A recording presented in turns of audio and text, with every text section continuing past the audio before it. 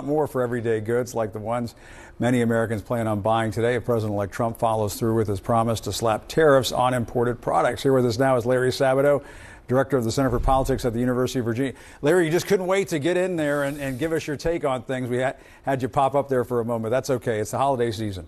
Larry, I mean, I'm sure you've been watching some of this tariff talk coming from Trump over the past week or so.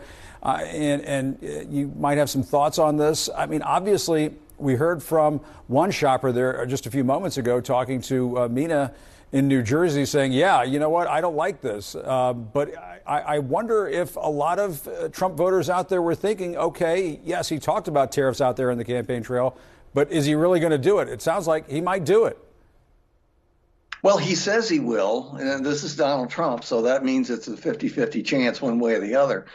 But look, Jim, as far as tariffs are concerned, if you believe the economists, and I do, some of my best friends are economists, they say this will inevitably raise prices for American consumers and possibly drastically on some goods. Now, maybe this is just a negotiating posture on Trump's part. Maybe this won't happen or it will happen only to a small degree. But if it does happen, I can guarantee you will hear one thing from Donald Trump and all of his minions. It's Biden's fault. That's good for at least 6 months, maybe a year. And they'll say, we inherited such a bad economy. It's going to take us a long while to climb out of this deep hole we're in. So there are lots of ways out of it for Trump, particularly because he has such a dedicated base who will believe absolutely anything he says. I mean, even though, Larry, I mean, the facts tell us that when tariffs are imposed, it's the companies that are bringing in those products who pay those tariffs, and then they pass those costs invariably to the consumers who end up paying more in prices. Is it possible that this time around, if those tariffs do go into place, that people will draw that connection? They will figure that out. Well, Jim, hope springs eternal.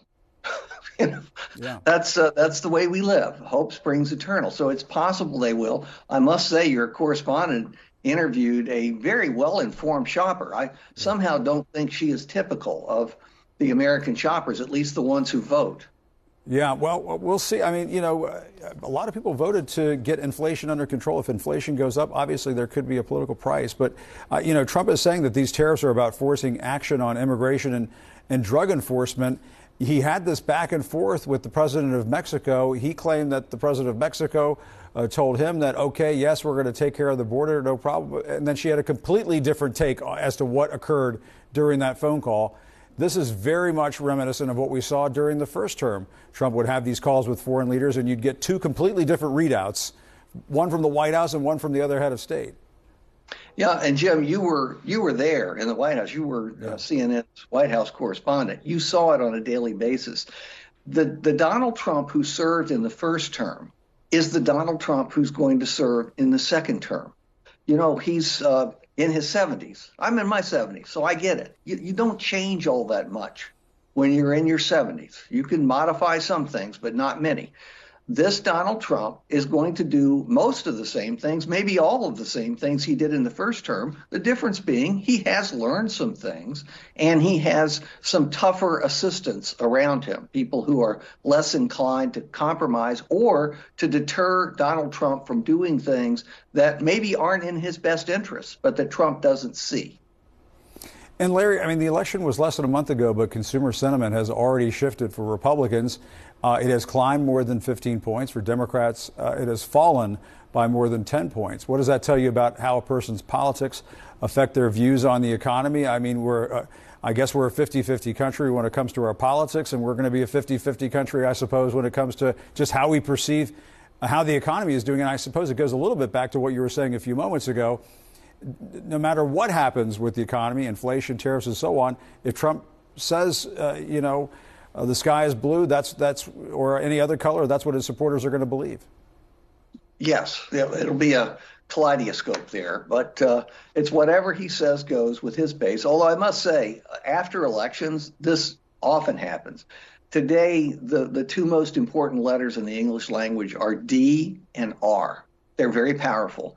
If you have a D next to your name, you think a certain set of values. If you have an R next to your name, you think another separate set of values. And it determines the way you approach the world. It's a perceptual screen in front of you, and you interpret all news, national and international, through that screen. So you're going to see a lot of this, guaranteed.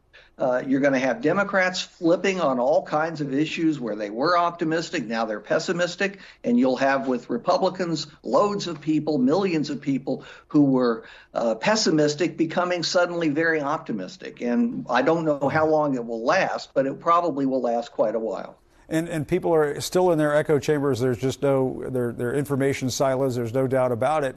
And what I remember the first time around covering Donald Trump is he obviously had a very powerful ally in Fox News. But I think you can add to that this time around, Larry, correct me if I'm wrong, with Elon Musk being in charge of X, a big part of social media is now very much going to be on Trump's side heading into the second term. Absolutely. And there are a lot of smaller media organizations that really flow into what we see with X and social media and Fox on television. So you have a universe where people really do silo themselves. It's true on both sides. They silo themselves. They hear often a separate set of news stories, and they interpret the news stories based on the commentary that's folded around the news stories. How we're ever going to get out of this, I don't know, because I think people are siloing themselves even more so than they have in the past. So how do we break out of that? Well, people have to agree at some point to watch at least a little bit of the other side's news coverage, and I don't see that coming anytime soon.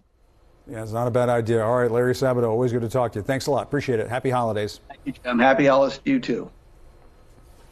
So